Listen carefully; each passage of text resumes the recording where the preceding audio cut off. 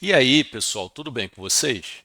Bom, assim como em precificação, eu decidi também gravar alguns videozinhos aqui em relação à disciplina de análise financeira, tá? Tem muita gente com dúvida, inclusive me enviando aqui pelo privado, tá? De algumas questões em relação à atividade somativa 2, tá bom, pessoal? Então, resolvi fazer aqui os vídeos para ajudar vocês, tá, a entenderem melhor.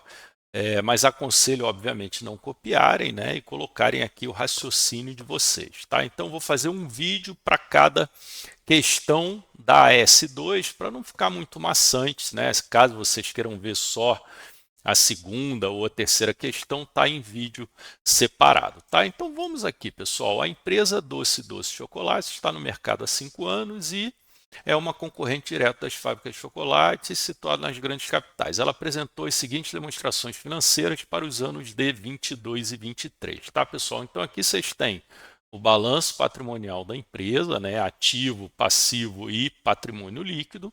E desse lado vocês têm então a demonstração de resultado, tá? Onde você tem receitas, custos, despesas, então para chegar no seu lucro líquido, tá, pessoal? Então, a primeira pergunta aqui é, ele quer a participação percentual de cada conta do balanço patrimonial em relação ao ativo total para os anos 22 e 23, tá? E depois ele quer que você faça uma análise, tá bom, pessoal? Então, quando você pensa em participação de cada conta sobre um total, a gente está falando em análise vertical, tá, pessoal? Então, esse é o primeiro ponto, tá? Então, vindo aqui, né, para outra aba, onde a gente tem que colocar a resolução, tá?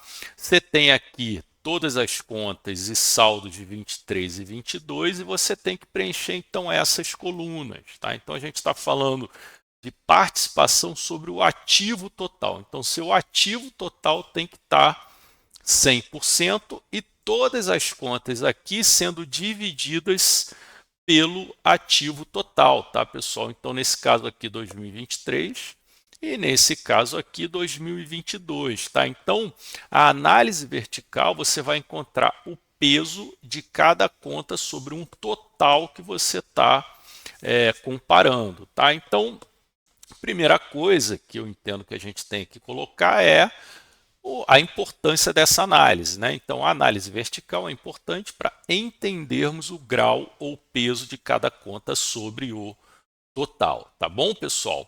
Bom, depois a gente colocou aqui, né? Eu coloquei a base que utilizamos é o total do ativo, ou seja, quanto cada conta vai representar sobre o total, tá? Então, esse é outro ponto importante, tá?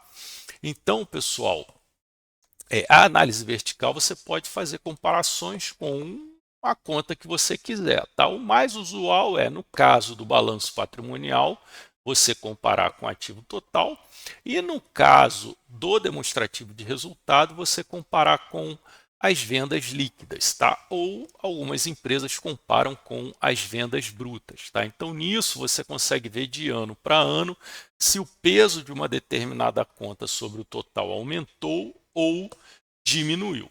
Tá bom, pessoal? Então vamos agora às análises que eu acho que a gente teria que colocar aqui, tá? Então, nessa composição aqui, a gente chega à conclusão, primeiro que o seguinte, né? Que os investimentos de curto prazo, ou seja, quando eu falo de curto prazo, é o ativo circulante total, tá? Tiveram uma evolução no peso em relação ao de longo prazo, que é o ativo não circulante, tá?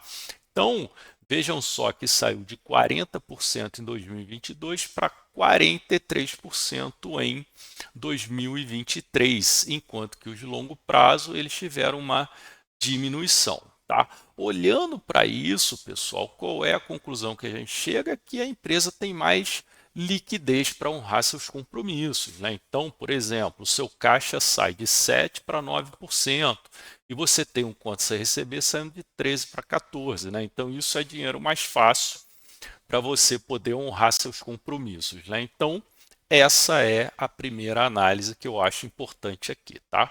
Segunda, em relação ao passivo, né? Então, em relação ao passivo, a gente tem um aumento do peso do financiamento de curto prazo.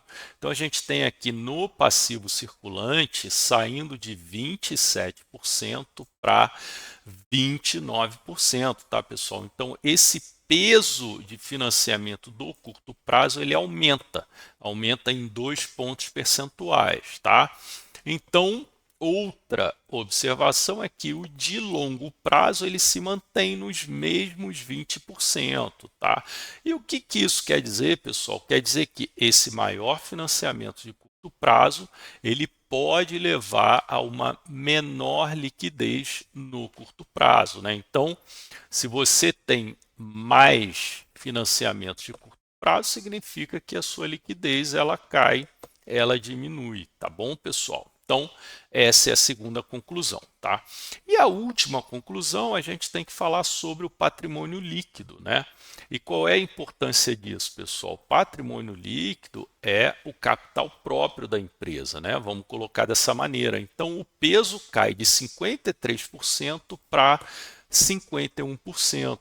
O que quer dizer isso, pessoal? Quer dizer que a empresa ela está optando em colocar os recursos próprios em detrimento de recursos de terceiros, que seria o exigível a longo prazo. Tá?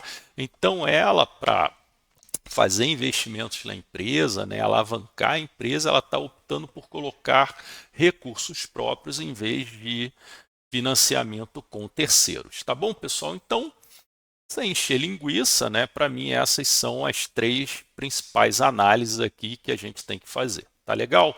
Então, era isso. Depois eu volto com os outros vídeos para responder as outras perguntas. Tá bom, pessoal? Um grande abraço. Até a próxima. Tchau, tchau.